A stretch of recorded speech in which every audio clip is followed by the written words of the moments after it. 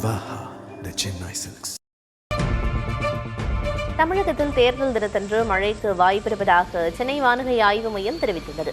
அதன்படி தேர்தல் நாளான நாளை முதல் அடுத்த 2 நாட்களுக்கு மேற்கு தொடர்ச்சி மலை மாவட்டங்கள், தென் தமிழக கடலோர மாவட்டங்கள், டெல்டா மாவட்டங்களின் கடலோர பகுதிகளில் ஓரிரு இடங்களிலும், காரைக்கால் பகுதிகளிலும் லேசான மழை பெய்யக்கூடும் என தெரிவிக்கப்பட்டுள்ளது. அதே நேரம் ஏனைய தமிழகம் மற்றும் புதுவையில் வறண்ட வானிலை நிலவக்கூடும் எனவும் வானிலை ஆய்வு மையம் கூறியுள்ளது.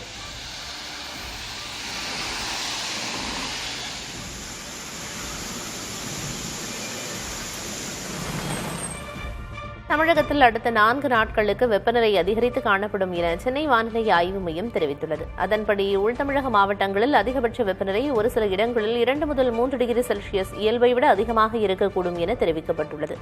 அதிக வெப்பநிலையும் அதிக ஈரப்பதமும் இருக்கும் நிலையில் கடலோர தமிழகத்தில் ஓரிரு இடங்களிலும், புதுவை மற்றும் காரைக்கால் பகுதிகளிலும் அசௌகரியம் ஏற்படலாம் எனவும் வானிலை ஆய்வு மையம் கூறியுள்ளது.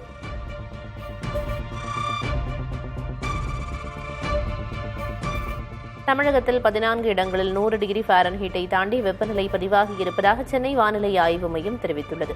அதன்படி வேலூரில் 107.4 டிகிரி ஃபாரன்ஹீட் வெப்பநிலை பதிவாகியுள்ளது.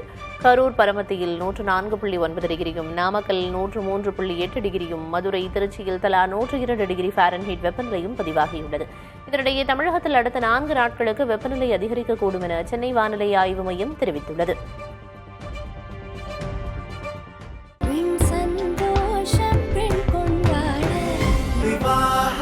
மணப்பெண்ணின் பிரத்யேகமான திருமணம். Vivaha, the Chennai Silks.